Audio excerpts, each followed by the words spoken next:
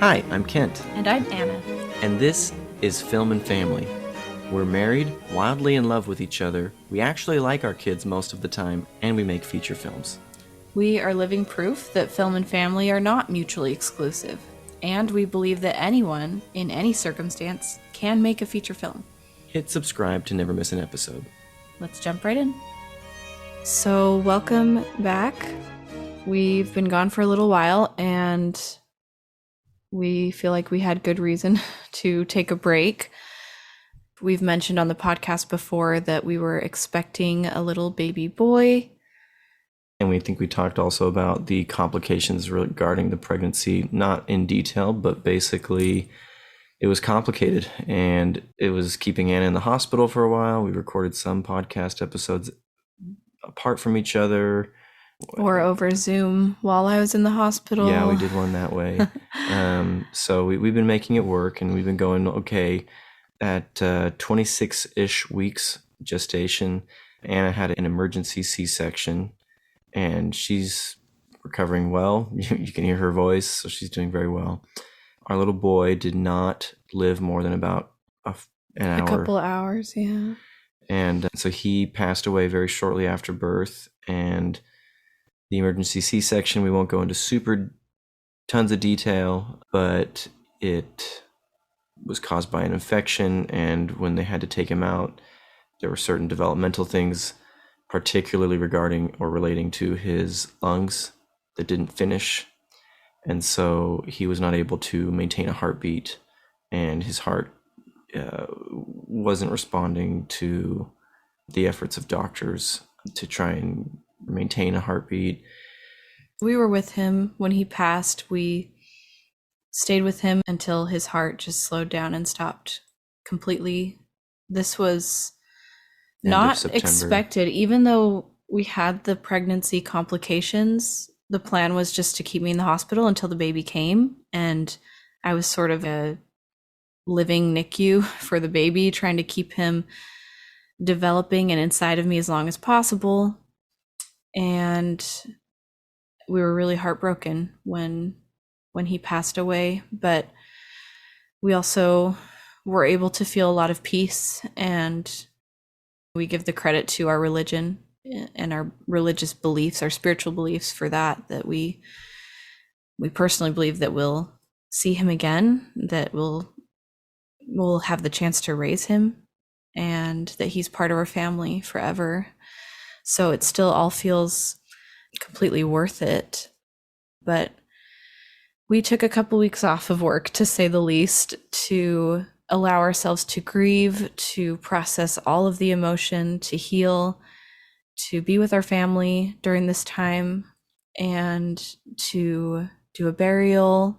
It was all really sweet. We had so many people reach out and help us and offer their condolences and support. In the end, it was a really beautiful experience and something very special to us that we will always remember and keep close to our hearts. We named the baby Seth. So, baby Seth.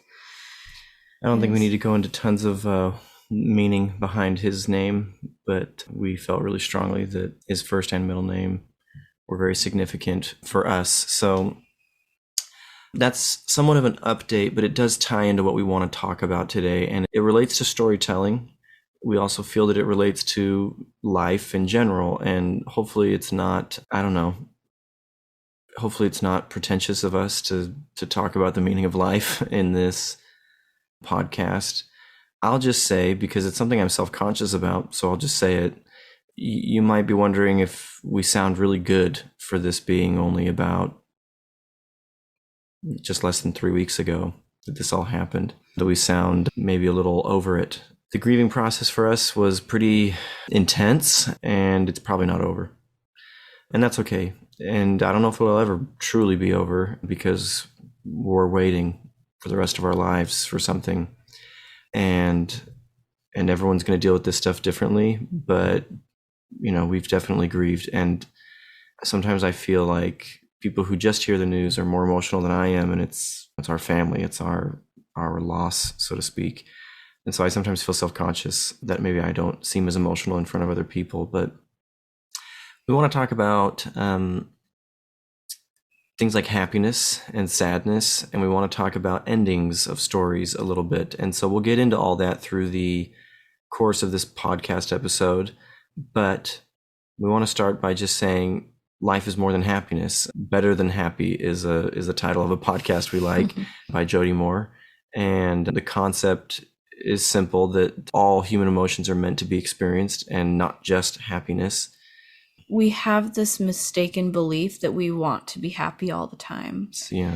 And a lot of people are believing that that's possible, or they want it to be their reality. Or that there's something wrong with them if it's not the case. Yes. And I just want to draw your attention to the fact that you probably don't actually want to be happy all the time. There are things that we don't want to be happy about. We don't want to be happy about murder. We don't want to be happy about bad things that happen in the world. That would make us psychopaths, right? If we're just like, oh, I'm just happy about everything, no matter what. Oh, you are going through this grief. I'm still happy. There are things we want to be sad about. This is healthy. This is human. This is part of our earth experience, and it's part of experiencing the full spectrum of human emotions and life to its fullest. So we want to talk about that today. This was very clear to me, obviously, in the wake of our personal family tragedy. I didn't want to feel happy. I mean, I felt peace at times and comfort, but I don't want to feel happy about losing my son and going through a pregnancy and bearing him and not being able to hold him a little longer or be with him and raise him like our other children. And if I tried to pretend that everything was fine, or I tried to hold that all in, it felt terrible. But there is a clean pain. There is a kind of pain that feels good, and it actually cleanses us. It feels like, like crying after we lost our baby. And some of our long nights of deep sorrow felt really good, and that's a hard feeling to describe. And I really want to jump and piggyback off of what you just said. It felt really good.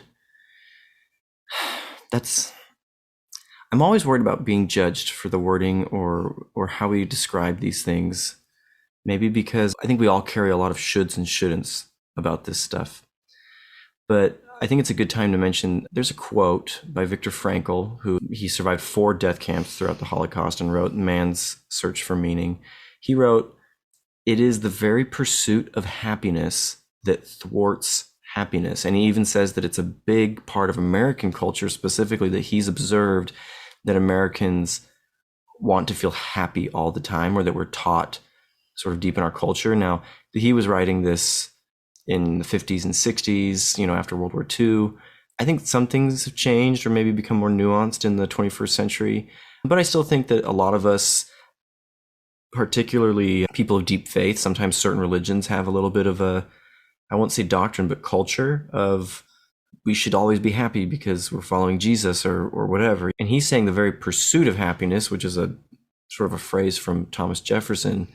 Now, it's still a right that we can pursue it, but he's saying that if our lives are focused on trying to get happy, that's going to thwart our happiness. And so I think if we were trying to get happy through this experience of tragedy, right, personal tragedy, which you can choose what is or isn't tragedy to you, but if we were trying to get happy through this, I do think that we would have found ourselves resisting natural emotions for loss. And to go back to what you said about it feeling good, that's the irony of it, is that instead of pursuing happiness, what we did was we pursued 2 things, I think. We pursued trying to feel anything and everything that came naturally. And second thing, I think, was just pursuing what the meaning of this whole experience was for us. And we didn't try and do that on day 1 necessarily. But several days, maybe a week or 2 later, we started to discuss a lot about what are we learning? What are we never going to forget from this experience? What do we want to do differently because we experienced this hard thing? And why do we want to do it? And why do we want to do it for Seth? And why did he come? And what was the purpose of his life? And as we dug deep into those questions, I do think that there were moments where we experienced exquisite joy. And deep meaning. Deep meaning. And I think finding meaning in our lives, even the hard, sad stuff in our lives, has resulted in deep joy. It really has. And I, I don't say that so that everyone says, oh, I want deep joy in any circumstance. What we want is to feel deeply any emotion that's coming naturally and try and learn from the experience. And the joy will come as we learn, right? When we find the meaning of it. I think there's also this alignment that we're trying to achieve, which is not always with happiness, but it is kind of an intentionality. I want to feel sad. I want to grieve in this circumstance. And because that is the feeling that I want to have, it feels right and it feels cleansing to have it. It feels aligned with my values and what I would like to feel in such a circumstance. There are times when I want to feel compassion, when I want to feel different emotions, even when I want to feel fear and allow myself to feel that. There are times when I want to feel joy, and there are times when I want to feel sad. It's kind of like I'm thinking of that scripture, a time for weeping and a time for dancing and a time for whatever. Well, and I think that it's not just there are times where we want to feel blank. It's that there's times where these feelings are going to come upon us. And while we can control our thoughts, which is what controls our feelings, I also think that we can't change the thought right in the very moment. Right. And so what we first need to do is process the emotion. We've talked about this before. As we process emotions, those emotions lead us to the thought. And then we can learn from the thoughts that we're thinking. And if we want to, we can change them. But in matters of grief like this, some thoughts you'll want to change and some you'll won't. And you'll find lots of thoughts, right, when you're going through something big like this. And so we're not trying to advocate wanting something other than happiness. We just want whatever is coming. And you want to let yourself feel those feelings all the way until you can find what it is you're thinking. And that's where you can start to discover some meaning. It's a pretty natural process. And if you're talking and processing these things out loud with someone else, luckily we have each other, but it's really important to talk. And I've been blessed to notice that people have texted and reached out to me, and I think both of us, like crazy. And one of the things I've noticed is that they're always saying, if you need someone to talk to, if you want to talk about anything, I'm here for you. And I thought that was interesting that they were always offering that. And I'm realizing that that is truly valuable.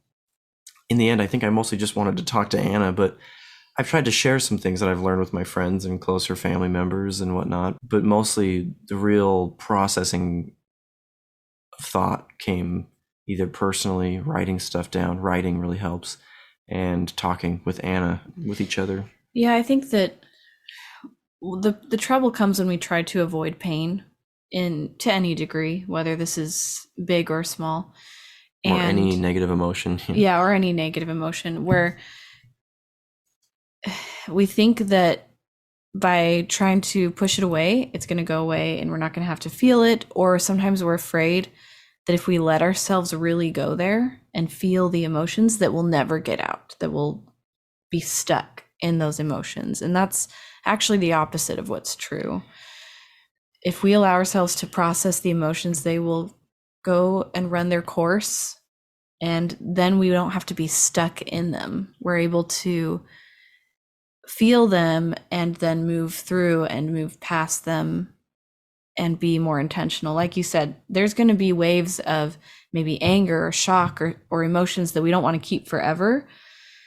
But if we let ourselves feel everything that comes and work through it, then we can start to look back and say, okay, what do I want to feel when I think about this part of my life? Yeah, and we can learn more and learn faster. And it's not, if we're trying to avoid all the emotions, what we're doing is we're really stopping ourselves from learning about ourselves, because we're not learning what's actually going on inside our minds and what we believe. And so we can't grow. And so it's interesting. One of my favorite films is the film Inside Out. I think we saw this twice in theaters. We found some young teenage people from our church. I call them teenager people, teenage human beings. And we went and saw it a second time because we liked it so much. We brought some young folks with us because I don't remember that. You don't remember that? Oh yeah, I loved that movie, and so I really love that film, and I love how she introduces sadness. Right, Joy is narrating the film, and she introduces sadness, and then says, "I'm not sure why she's here or what she does." Like, she just doesn't see any point to negative emotions, and so she's always trying to dominate. She doesn't want so much disgust, even though there seems to be a point to that. She doesn't really want anger to overdo it, because anger, she doesn't want any sadness, so there's all these emotions that she's trying to balance, but really take over. And then she realizes that there's actually, at the very end of the movie, this really important role that sadness plays, and that letting those emotions come leads to even joy, right? Sometimes a negative emotion can lead to joy, just like we've talked about. And so it's interesting. We've learned, and this is something we've learned, I think, over many, many years. Not that we have that many. I don't want to sound pretentious. We're kind of young. But the deeper we let ourselves love really opens up our heart to a lot of emotion. And if we're going to block our hearts from feeling, we're going to close ourselves off from loving. And there's a lot of destructive side effects to that. But when we open up our hearts, let them be really soft, let them be very vulnerable, and love very deeply, we're making ourselves very vulnerable to heartbreak. And I think what I've learned is to not be afraid of experiencing that. Now, I am probably still, I naturally want to avoid that, but I'm trying to let my heart be as soft as possible and let myself experience these things as much as possible. And I've found that I'm experiencing more love, and I can experience joy that way, but I don't experience happiness or joy by gunning after it. I'm experiencing it by just letting these feelings come. And when the happiness comes, it comes on more fully. Yeah. Hiding doesn't protect us. So even if you manage to feel less pain or try to live small and keep yourself away from some negative emotions, you're also going to feel less joy. Living big means you're going to live everything out bigger. You're opening yourself up to more pain and heartache and failure, but you're also opening up to more joy, and your capacity to feel grows in every area together. My mom, when I was growing up, loved to listen to an artist, a Christian artist named Sherry Call. I'm not sure exactly if we were ever saying her name right, but she would listen to her in the car all the time. And there was a song that she would sing that has a lyric that always sticks in my mind. She said, "Broken hearts are deeper. They've been opened wide, and the tears become containers to hold more love inside." And that image has always stuck with me. I feel like that's a really true principle, that even when something tears our hearts open, those containers can be filled with love. That deeper part of our heart, or that emptiness even inside our heart, can then be filled with meaning and joy. It's a hard thing to articulate, but these deeper emotions come together. And if we allow ourselves to love deeply, we allow ourselves to hurt deeply, we're able to experience everything more deeply. I think you articulated it well. So I'd like to steer into sort of the ending thoughts. This podcast is all about film and family, right? And so we thought about, how does this apply to film? It obviously applies to family and our own personal feelings. We could probably go into more depth about all these things, but we'll conclude a little bit by talking about storytelling and happy endings. There is sort of an unspoken rule for a long time in a lot of movies that you had to make happy endings. And then someone got a bright idea and they said, well, I'm just going to not do that.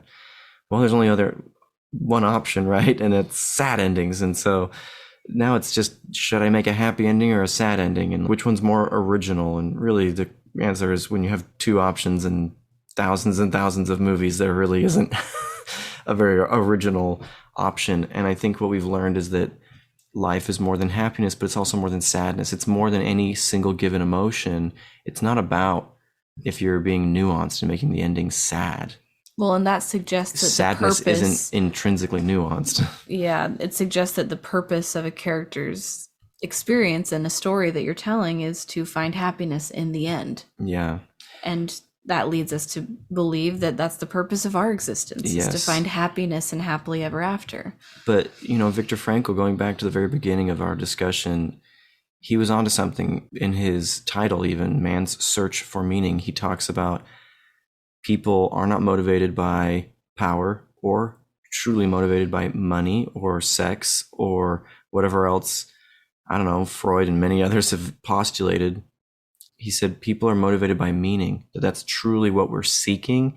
Now, we can seek any number of those things. We can seek power, happiness, money, sex. We can seek those things, but that's not actually what's keeping us alive.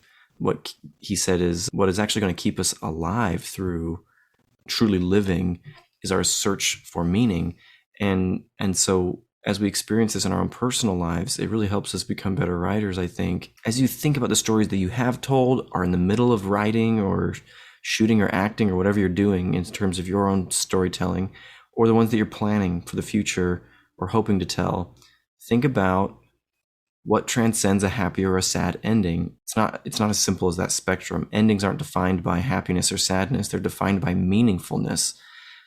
So we should be looking for our characters to grow as much as possible, and we should be looking for the film's ending to be as meaningful as possible. That might be happy, sad, or in between, but that's just irrelevant, is our point. And it's the same with our lives.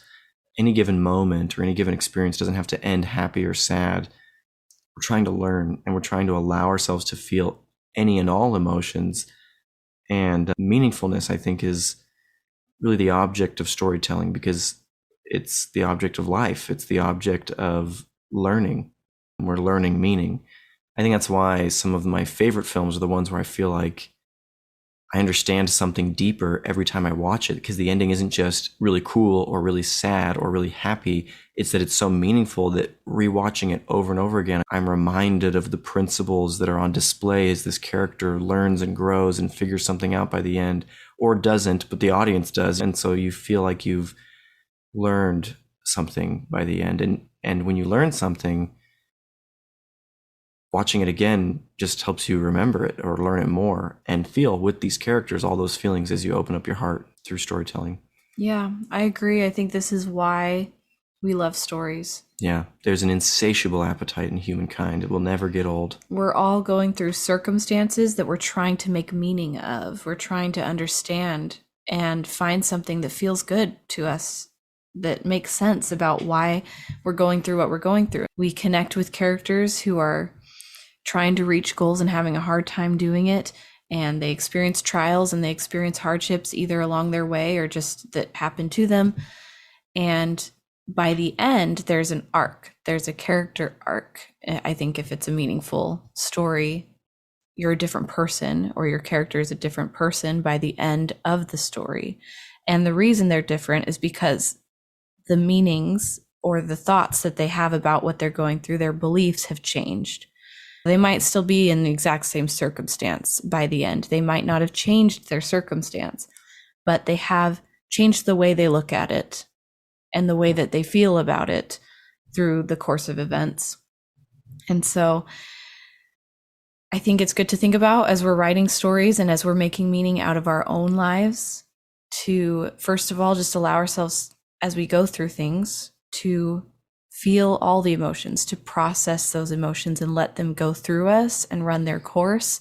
And it doesn't have to be something as hard or as tragic as what we've experienced. And we hope we're not, I don't know, oversharing or anything inappropriate. We're hoping that our story can help or be of value to someone or of meaning. But, yours might be a job you were hoping to get hired for that falls through, or it might just be a date that you planned that didn't go the way you wanted it to.